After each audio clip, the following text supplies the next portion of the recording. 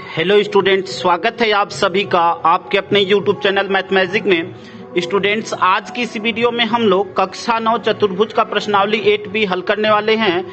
पिछली वीडियो में स्टूडेंट्स प्रश्नावली 8A पूरा कंप्लीट कर चुके हैं। स्टूडेंट्स, अगर वह वीडियो आप नहीं देखे हुए हैं तो नीचे डिस्क्रिप्शन में आपको लिंक मिल जाएगा, वहां से पीछे की वीडियो देख सकते हैं। और स्टूडेंट्स, देखने के बाद वीडियो अगर अच्छा लगे तो वीडियो को लाइक करिए, चैनल को सब्सक्राइब करें और अपने दोस्तों तक जरूर शेयर करें। स्टूडेंट्स, वीडियो को स्टार्ट करते हैं। स्टूडेंट्स, प्रश्न नंबर 1 है, ABCD दो समांतर रेखाएं हैं और एक तिर्यक रेखा यल AB और CD को क्रमशः X और Y पर प्रतिच्छेद करती है।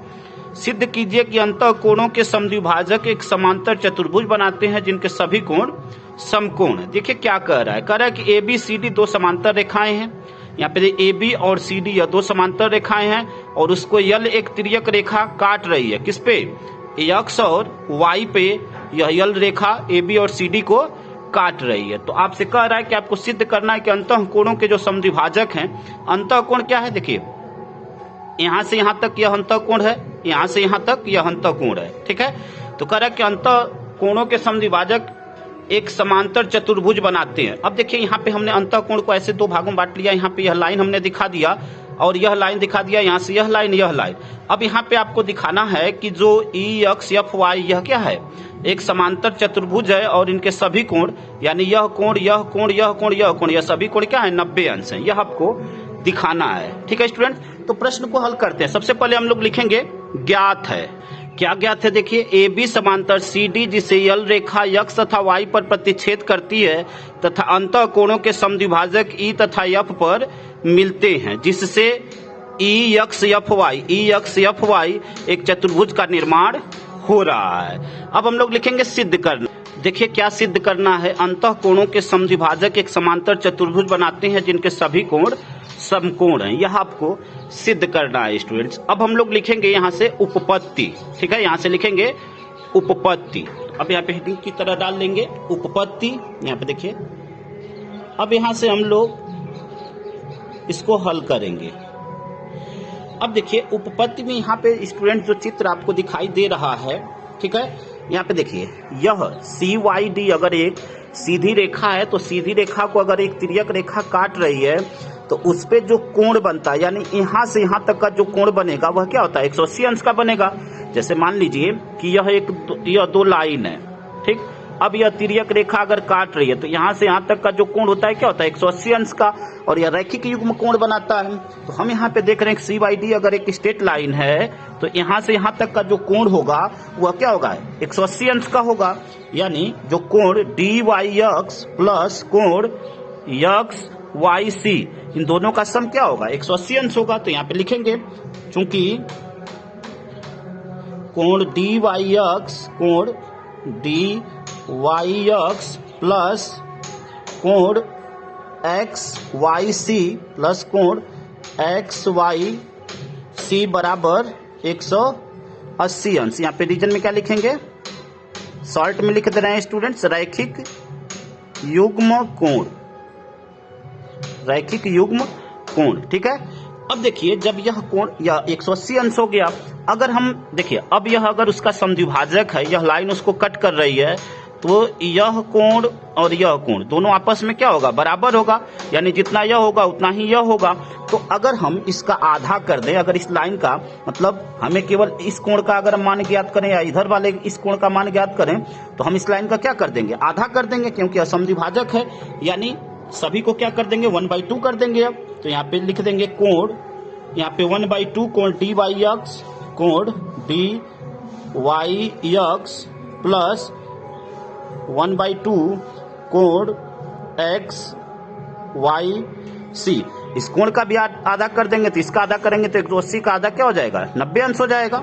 ठीक है स्टूडेंट्स, उम्मीद करते हैं कि इतनी बात आपको अच्छी तरह समझ में आ गई होगी। अब देखिए, जब यह कोण आधा हो गया, यहाँ पे देखिए, अब जब यह कोण आधा हो गया यानी कोण X और Y, देखिए यह अब यहाँ से यहाँ तक का जो कोण होगा, यहाँ से यहाँ तक का, ठीक है ना, जो यहाँ पे अब 90 डिग्री हो गया, यहाँ से यहाँ तक का कोण, और अब यह किसके बराबर हो जाएगा? जब यह दोनों आपस में मिल गए यहाँ से यहाँ तक, तो यह किसके बराबर हो जाएगा? अब यह हो जाएगा आपका EYF के। ठीक है, EYF के। तो अब इन दोनों के स्थान पे हम क्या लिख लेंगे स्टूडेंट, यह कोण प्लस यह कोण। देखिए यहां से यहां तक यह कोण और यहां से यहां तक यह कोण, यहाँ दोनों का आधा हो गया। अब यह पूरा किसके बराबर हो जाएगा, ई वाई एफ के बराबर हो जाएगा। तो हम लिख लेंगे इन दोनों के स्थान पे कोण ई वाई एफ बराबर 90 अंश। ठीक है, उम्मीद करते हैं कि इतनी बात आपको अच्छी तरह समझ में आ गई होगी स्टूडेंट्स। इसको समीकरण फर्स्ट बना लेंगे। ठीक है, अब देखिए जब यह 90 अंश हम प्रूफ कर दिए, ठीक है, तो यह भी कोण इसी प्रकार हम लिख सकते हैं कि यह भी 90 अंश होगा। ठीक है, जो ई यक्स एफ है यह भी 90 अंश होगा। जब यह 90 अंश हो गया तो इसी प्रकार यह भी 90 अंश होगा। तो अब हम लिखेंगे इसी प्रकार कोण ई यक्स एफ बराबर 90 अंश। तो यहां पर लिखेंगे इसी प्रकार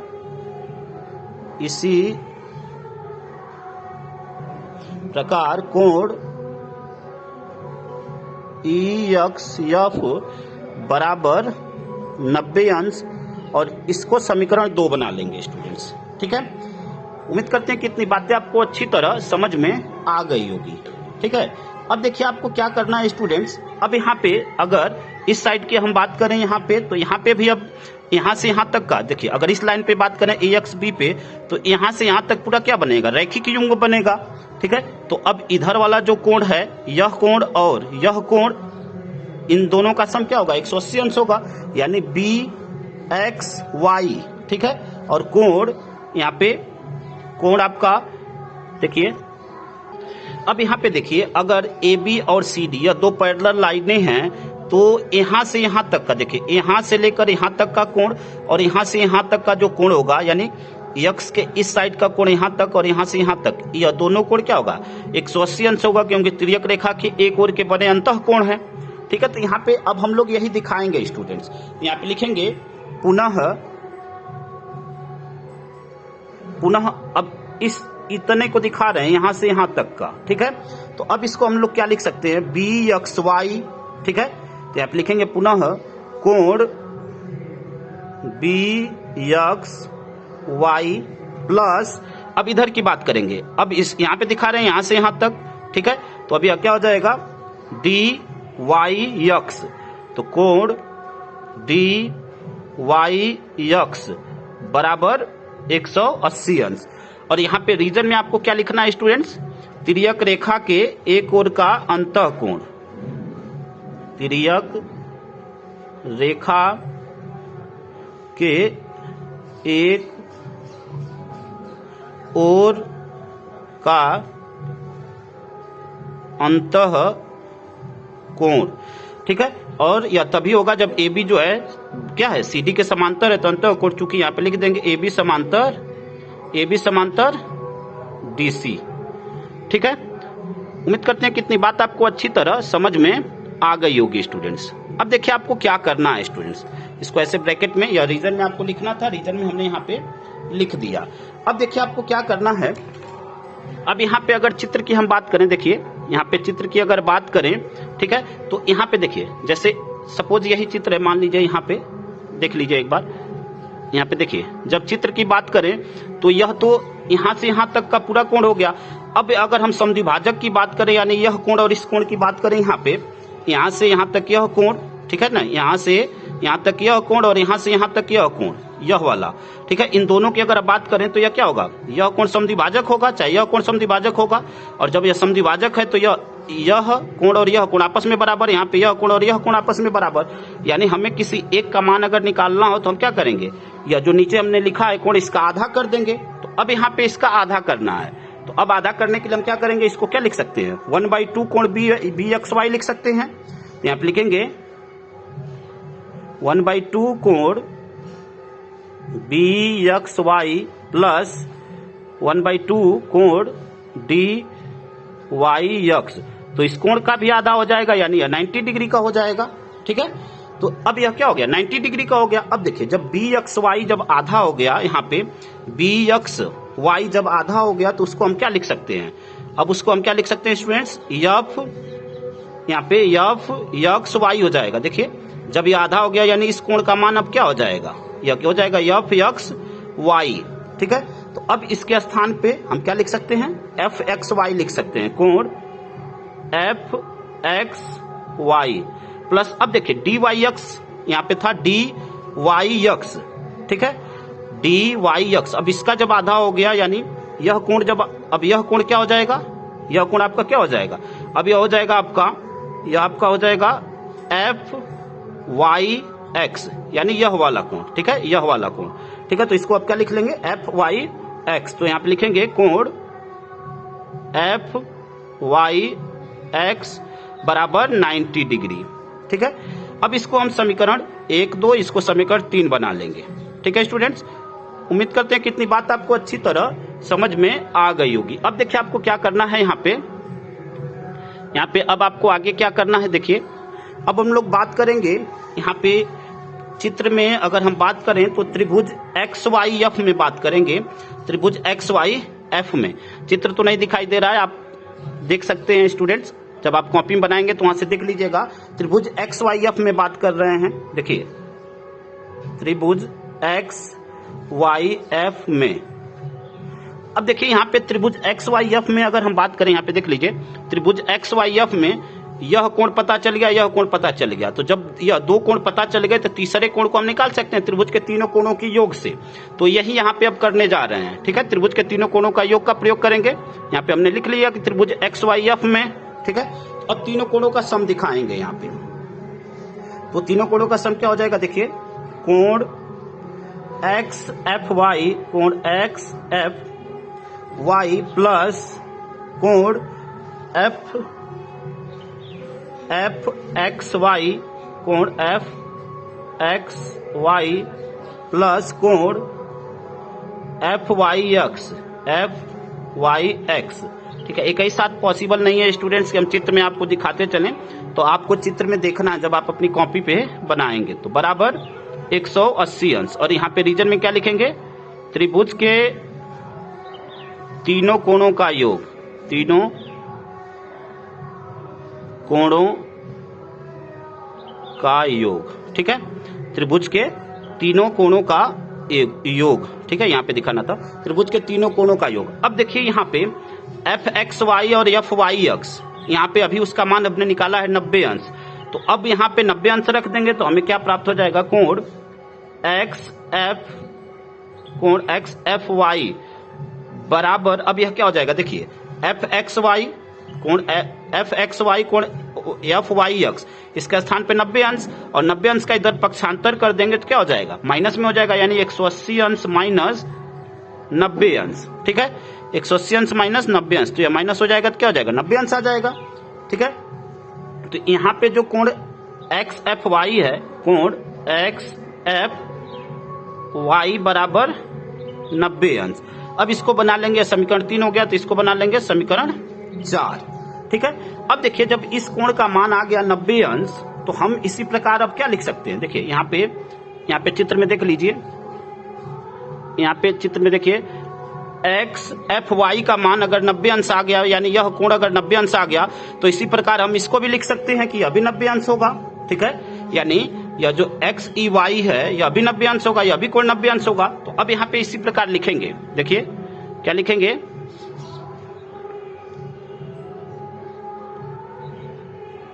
यहाँ पे लिखेंगे इसी प्रकार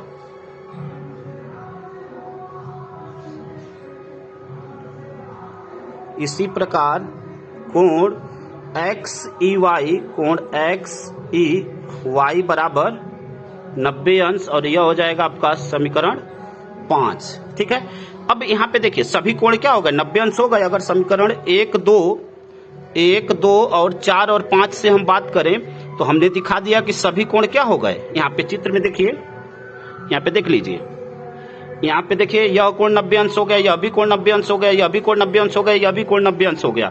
तो हम कह सकते हैं कि ई एक्स एफ वाई यह क्या हो गया है, जब सभी कोण 90 अंश हो गए, ठीक है, और जब सभी कोण 90 अंश हो गए तो हम कह सकते हैं कि यह क्या है, एक समांतर चतुर्भुज है। तो यहाँ पे लिखेंगे समीकरण किससे, 1, 2, 4, 5 से, ठीक है। यहाँ पे देख लीजिए, यहाँ पे लिखेंगे अतः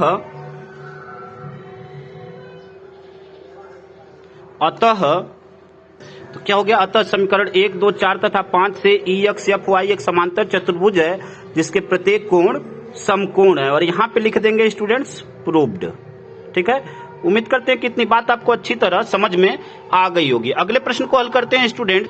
अगला प्रश्न आपका प्रश्न नंबर 2 है। चित्र में त्रिभुज ABC और त्रिभुज DEF में ABBC क्रमशः DE और EF के बराबर और समांतर हैं। दिखाइए कि AC और DF समांतर और बराबर है। देखिए क्या कह रहा है यहाँ पे ABC एक त्रिभुज दिया हुआ है और DEF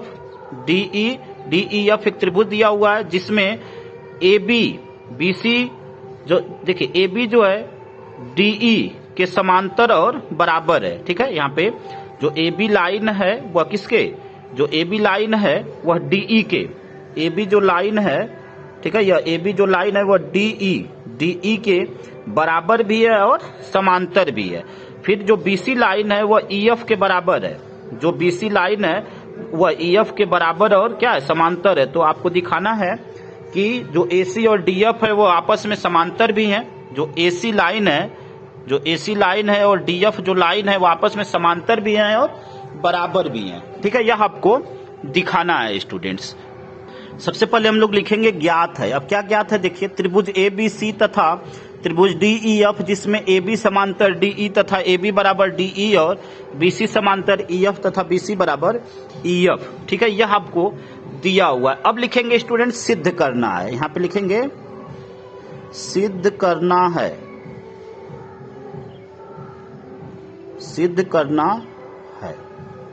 अब देखिए सिद्ध क्या करना है कि यहाँ पे जो AC है वह DF के समांतर है। ठीक है, तो यहाँ पे लिखेंगे AC समांतर DF तथा AC बराबर DF, इन दोनों को बराबर भी दिखाना है। ठीक है, अब यहां पे लिखेंगे उपपत्ति। अब इसको हम लोग हल करेंगे।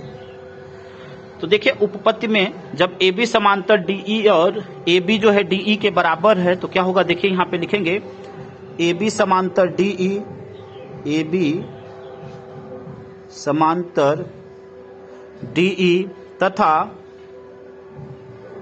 तथा AB बराबर DE, AB बराबर DE। ठीक है, और BC समांतर आपका क्या है, यहाँ पे देखिए BC, यहाँ पे BC समांतर EF है। ठीक है, तो लिखेंगे तथा AB समांतर DE तथा दो बार लिखा गया यहाँ पे AB समांतर AC समांतर DF तथा AC बराबर DF। अच्छा नहीं, AB समांतर DE। ठीक है, यहाँ पे दूसरे को दिखाना था स्टूडेंट, यहाँ पे आपको बराबर दिखाना था, AB बराबर DE दिखाना था। तो यहाँ पे लिख लेंगे तथा AB बराबर DE। ठीक है, अब आपका फिर क्या था, BC समांतर EF। तो ठीक है, तो यहाँ पे लिखेंगे और BC समांतर EF तथा BC बराबर EF। ठीक है, यहाँ पे जो चित्र है स्टूडेंट्स, तो यहाँ पे इन बिंदुओं का हम कुछ नाम रख लेंगे। यहाँ पे जो कट कर रहा है, ठीक है, तो सपोज इसका नाम हमने रख लिया, मान लीजिए T रख लिया, सपोज इसका नाम हमने यस रख लिया। ठीक है, इसका नाम हमने P रख लिया और इसका नाम Q रख लिया। ठीक है, अब देखिए आपको क्या करना है, यहाँ पे जब यह समांतर हो गया तो यहाँ पे BQ, देखिए BQ फिर ET एक समांतर चतुर्भुज होगा। ठीक है, और फिर आपका ECSF यह क्या होगा, एक समांतर चतुर्भुज होगा। यहाँ पे जब AB समांतर DE होगा, देखिए जो जब AB समांतर आपका AB समांतर DE होगा, ठीक है, तो BQET, ठीक है ना, BQET एक समांतर चतुर्भुज होगा। फिर जब BC समांतर EF होगा, तो जब BC समांतर EF होगा तो ECE, यहां से EC, यहां पे जब ECSF यह क्या होगा, एक समांतर चतुर्भुज होगा। तो अब यहाँ पे देखिए क्या करना है हम लोगों को, अब यहाँ पे वही चीज लिखेंगे। ठीक है, कि यहाँ पे लिखेंगे, इसलिए जब यह दोनों समांतर है, AB समांतर DE है और यह दोनों बराबर है, तो हम लोग क्या लिखेंगे, इसलिए BQET तथा BQET तथा ई सी, ठीक है, ECSF, ठीक है, ECSF एक समांतर चतुर्भुज होगा। ECSF समांतर चतुर्भुज है, समांतर, यहां पे आधा न रहेगा, समांतर चतुर्भुज है।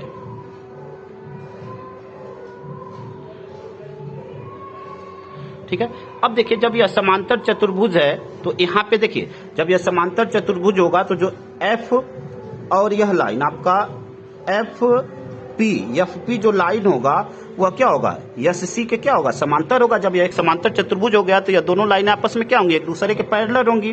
तो यहाँ पे लिखेंगे इसलिए FP समांतर SC, ठीक है, FP समांतर SC तथा जब समांतर होंगे तो आपस में यह बराबर भी होंगे, FP बराबर SC, ठीक है। यह आपका समीकरण 1 हो जाएगा स्टूडेंट्स, ठीक है।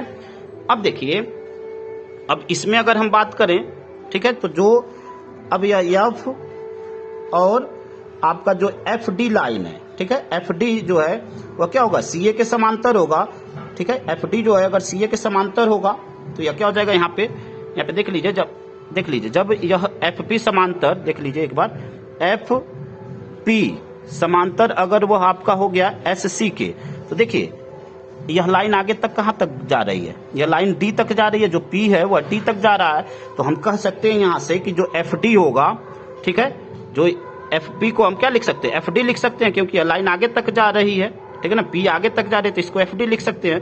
और यह जो SC है तो यस कहां तक जा रहा है, A तक जा रहा है, तो हम इसको क्या लिख सकते हैं कि FD समांतर AC भी लिख सकते हैं या CA भी लिख सकते हैं, ठीक है। तो यहाँ पे लिख देंगे कि FD, इसलिए FD समांतर CA, ठीक है।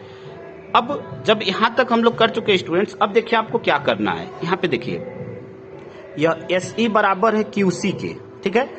अब देखिए अगर यह एक चतुर्भुज बन रहा है, यह एक चतुर्भुज बन रहा है, ठीक है, तो देखिए जब इधर यह वाला भाग जो निकला हुआ है वह इसके बराबर है, तो यह भाग इधर का, देखिए इस त्रिभुज से बाहर का जो भाग है यह भाग इसके बराबर होगा, ठीक है, यह भाग, और मतलब जो बाहर वाले भाग है वो आपस में क्या हो जाएंगे, सभी बराबर हो जाएंगे। तो अब यहां से हम दिखा सकते हैं यहां से कि जो P और आपका D है, यहाँ पे PD जो है वह AS के क्या होगा, बराबर होगा, क्योंकि यहां से यह बाहर वाला भाग और यहां से यह बाहर वाला भाग। तो हम यहां पे लिख सकते हैं, क्योंकि PD बराबर AS, ठीक है, और इसको हम लोग क्या बना लेंगे, समीकरण 1 है तो इसको समीकरण 2 बना लेंगे स्टूडेंट्स। उम्मीद करते हैं कितनी बात आपको अच्छी तरह समझ में आ गई होगी स्टूडेंट्स। अब क्या करना है, समीकरण 1 और 2 को हम लोग जोड़ेंगे। तो यहाँ पे लिखेंगे समीकरण 1 तथा 2 को जोड़ने पर समीकरण 1 + 2, ठीक है। अब देखिए लेफ्ट वाला भाग लेफ्ट वाले भाग के साथ, राइट वाला भाग राइट वाले भाग के साथ। तो अब देखिए यहाँ पे क्या है, FP प्लस PD बराबर SC प्लस AS, ठीक है। अब देखिए, अब यहाँ पे एक बार चित्र में देख लीजिए, यहाँ पे चित्र में देखिए FP प्लस PD, यहाँ पे FP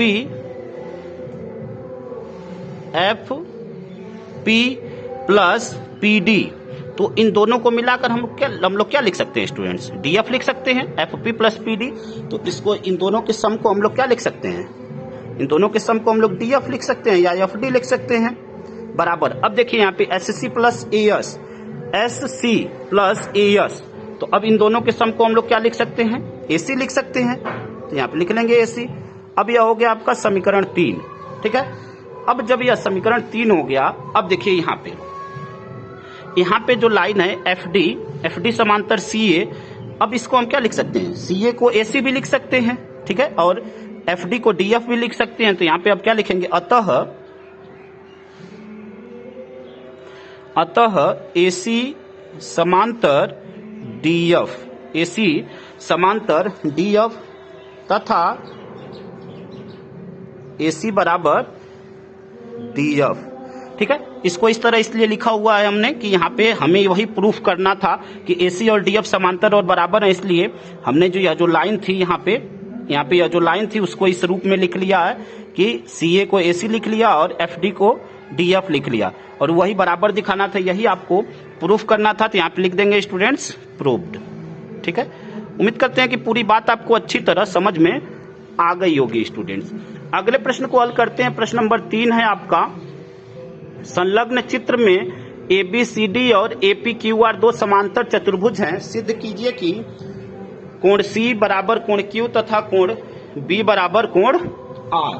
ठीक है, यह आपको सिद्ध करना है। तो देखिए अब क्या करना है आपको, यहाँ पे दो चतुर्भुज आपको दिखाई दे रहा है ABCD और एक आपको क्या दिख रहा है APQR। ठीक है, और आपको दिखाना है कि जो कोण C है वह कोण Q के बराबर है और कोण B जो है कोण R के बराबर है, यह आपको दिखाना है। ठीक है, तो हम लोग लिखेंगे ज्ञात है।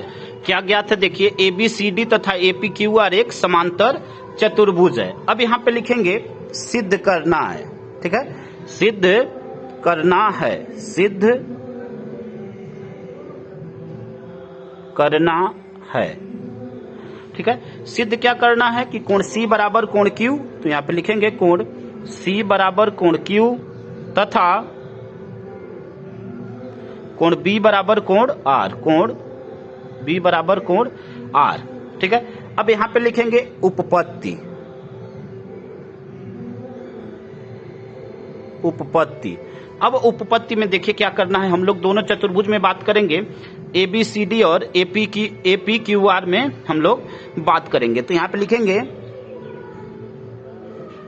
ABCD तथा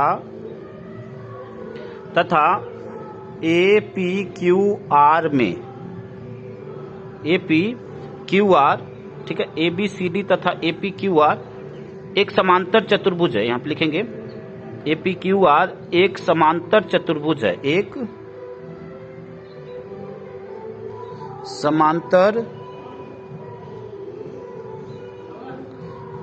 समांतर चतुर्भुज है।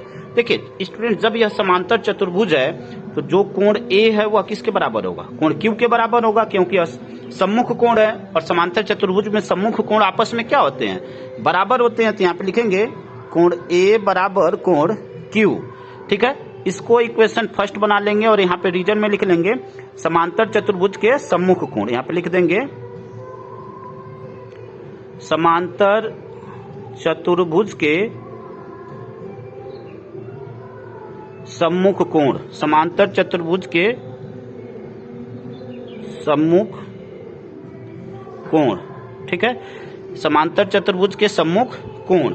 अब देखिए अब यहाँ पे कोण A कोण Q के बराबर, ठीक है, और यहाँ पे देखिए कोण A कोण C के भी बराबर है। ठीक है ना, बड़े वाले अगर चतुर्भुज में बात करें ABCD में तो यह जो कोण A है कोण C के भी बराबर है। ठीक है, तो यहाँ पे लिखेंगे तथा कोण A बराबर कोण C, और इसको बना लेंगे समीकरण 2 और रीजन में यही लिखेंगे स्टूडेंट्स। ठीक है, समांतर चतुर्भुज के सम्मुख कोण। ठीक, अब देखिए जब समीकरण 1 और 2 से हम देख रहे हैं कि देखिए कोण A के बराबर कोण Q है, कोण A के बराबर कोण C भी है, तो हम कह सकते हैं कि जो कोण यहाँ पे जो कोण C है वह क्या है, कोण Q के बराबर है, या कोण Q जो है कोण C के बराबर है। यहाँ पे देखिए लिखेंगे समीकरण 1 तथा 2 से, 1 तथा 2 से, समीकरण 1 तथा 2 से। अब देखिए जब समीकरण 1 2 से देखिए यह इसका जब लेफ्ट वाला भाग A दोनों में है तो हम कह सकते हैं कि यह दोनों भी आपस में बराबर होंगे। ठीक है ना, कोण A के बराबर Q भी है, कोण A के बराबर C भी है, तो हम कह सकते हैं Q और C भी आपस में बराबर होंगे। अर्थात हम कह सकते हैं कि कोण Q बराबर कोण C, या कोण C बराबर कोण Q, या कोण C बराबर कोण Q। ठीक है, एक तो आपको यही प्रूफ करना था, यहाँ पे एक आपको दिखाना था कोण C जो है कोण Q के बराबर है, तो यहीं पे लिख देंगे प्रूव्ड। ठीक है, दूसरे कंडीशन में आपको देखिए क्या दिखाना है। अब यहाँ पे देखिए जो AP लाइन है, ठीक है, AP और BC लाइन है, यहाँ पे AP और BC लाइन, ठीक है, यहाँ पे नहीं पी क्यू, ठीक है ना, पी क्यू और बी सी क्या है, एक दूसरे के समांतर है, और पी बी जो एक तिर्यक रेखा है उसको काट रही है। तो यहाँ पे यह कोण और यह कोण क्या होगा, यह दोनों आपस में क्या होंगे, बराबर होंगे, यानी यह कोण आपस में बराबर होंगे, जो कि संगत कोण है। तो यही चीज देखिए हमने क्या लिखा, पी क्यू समांतर बी सी तथा पी बी उसको तिर्यक काट रही है। तो यह कोण और यह कोण पी और कोण बी आपस में क्या होंगे, बराबर होंगे, क्योंकि यह संगत कोण बना रहे हैं। तो यहाँ पे लिखेंगे कोण P बराबर कोण B, और यहाँ पे रीजन में लिख देंगे स्टूडेंट्स कोण P बराबर कोण B, और यहाँ पे रीजन में लिख देंगे, शॉर्ट में हम लिख दे रहे हैं संगत कोण। ये आपको समझ लेना है, शॉर्ट में आगे स्पेस कम है, ठीक है, संगत कोण, ठीक है। आप पूरा लिखेंगे, आपको ऐसे नहीं लिखना है, आपको पूरा लिखना है। यह संगत कोण हो गया। अब देखिए जो कोण P है वह कोण R के बराबर है, क्योंकि सम्मुख कोण बना रहा है। तो अब यहाँ पे लिख देंगे कि कोण P बराबर कोण R, ठीक है, और यहाँ पे रीजन में लिख देंगे समांतर चतुर्भुज के सम्मुख कोण, समांतर चतुर्भुज के सम्मुख कोण, ठीक है, समांतर चतुर्भुज के सम्मुख कोण। अब देखिए यह समीकरण 2 था, इसको बना लेने हैं, इसको देखिए समीकरण 3 और इसको समीकरण 4। अब समीकरण 3 तथा 4 से हम देख रहे हैं कि देखिए जब P B के बराबर है और P भी R के ही बराबर है, तो हम कह सकते हैं कि B और R भी आपस में क्या होंगे, बराबर होंगे। तो यहाँ पे लिखेंगे समीकरण 3 तथा 4 से, समीकरण 3 तथा 4 से, ठीक है, समीकरण 3 तथा 4 से B बराबर क्या हो जाएगा, R, कोण B बराबर कोण R, और यही आपको प्रूफ करना था स्टूडेंट्स। यहाँ पे लिख देंगे प्रूव्ड, ठीक है। तो उम्मीद करते हैं स्टूडेंट्स की प्रत्येक स्टेप, प्रत्येक बात आपको अच्छी तरह समझ में आई होगी स्टूडेंट्स। वीडियो अगर देखने के बाद वीडियो आपको अच्छा लगे तो वीडियो को लाइक करिए, चैनल को सब्सक्राइब करिए और अपने दोस्तों तक अधिक से अधिक मात्रा में जरूर शेयर करिए ताकि उनकी भी हेल्प हो सके। धन्यवाद स्टूडेंट्स, जय हिंद, जय भारत।